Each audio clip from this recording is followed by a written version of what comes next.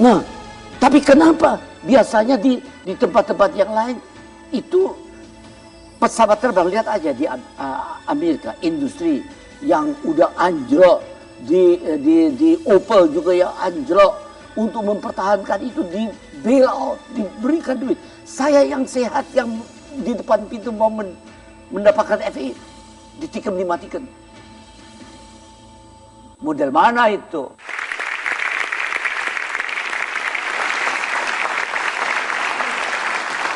Saya yang sehat, yang di depan pintu mau dapat FII, ditikam, dimatikan. Model mana itu?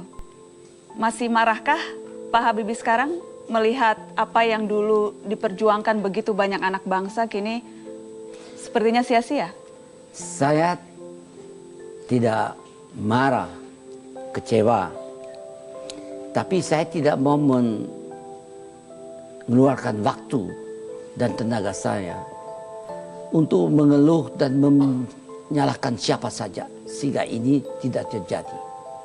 Saya harus lihat dari sudut positifnya. Jangan lupa ya, saya membuat industri strategis itu bukan ide saya. Ide bangsa Indonesia yang dicetuskan oleh Bung Karno. Saya itu diindoktrinasi. Waktu pesawat terbang itu terbang, saya plong.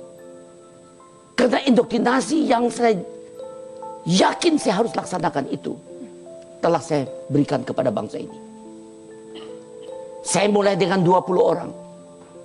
Waktu saya jadi Wapres saya serahkan industri strategis 48.000 orang dengan turnover 10 billion US dollar.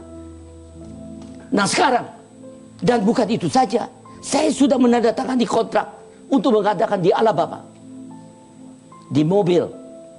Saya buat assembly line dari N250. Dan saya buat di Stuttgart assembly line dari N250. Dan ini sudah 80% FAA certified. Sudah terbang.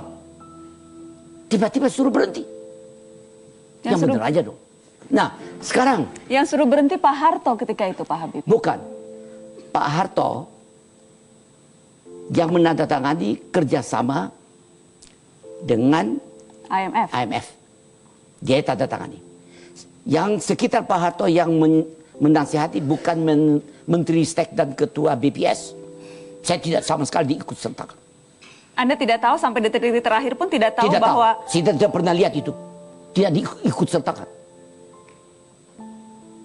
Saya hanya dapat surprise. Dan di dalam hal itu waktu ditentukan ini harus berhenti. Pendanaan gampang, dia hanya pendanaan berhenti. Saya bilang gimana? Saya dapat dana dari pemilih yang 100% dimiliki oleh rakyat, oleh pemerintah. Dalam negeri? Ya jelas dong, nggak pinjaman dari luar. Saya dapat dari situ. Nah sekarang suruh berhenti. Alasannya utang-utang kita banyak, utamanya utang swasta. Bukan utang badan usaha milik negara. Dihentikan. Yang mengambil alih, dia bubarkan. Yang bersangkutan pernah datang sama saya mengatakan, yang melaksanakan itu adalah IMF. Yang perintahkan. Kalau IMF datang kemari, dia mengatakan dia mau bantu, tapi saya harus matikan itu perusahaan-perusahaan. Saya tendang keluar itu IMF. Maafkan ya, bukan saya arogan. Pak Habibie, tapi ketika Bapak menjadi presiden pun, itu tidak Bapak cabut lagi, Bapak biarkan saja industri itu ditutup, padahal ada kekuasaan tertinggi seorang Baharudin Yusuf Habibie. Itu yang mereka nantikan. Kalau andai kata saya laksanakan itu, he's only an airplane maker, he can never make Indonesia.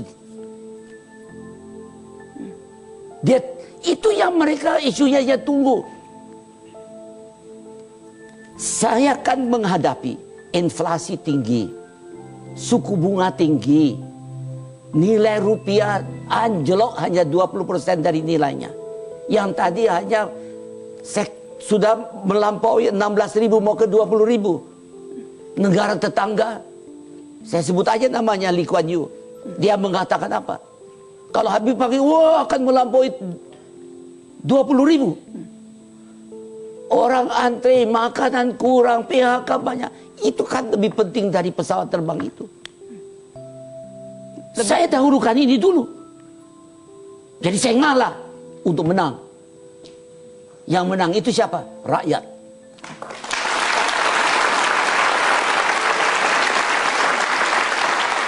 Anda mengalah pada cita-cita besar dan juga visi besar. Padahal begitu banyak waktu yang Anda curahkan untuk cita-cita besar ini, Pak Habibie. Waktu yang seharusnya bisa untuk anak-anak, Mas Ilham, juga untuk Ibu Ainun. Tapi Anda rela menghabiskan begitu banyak waktu yang akhirnya kemudian menjadi sia-sia.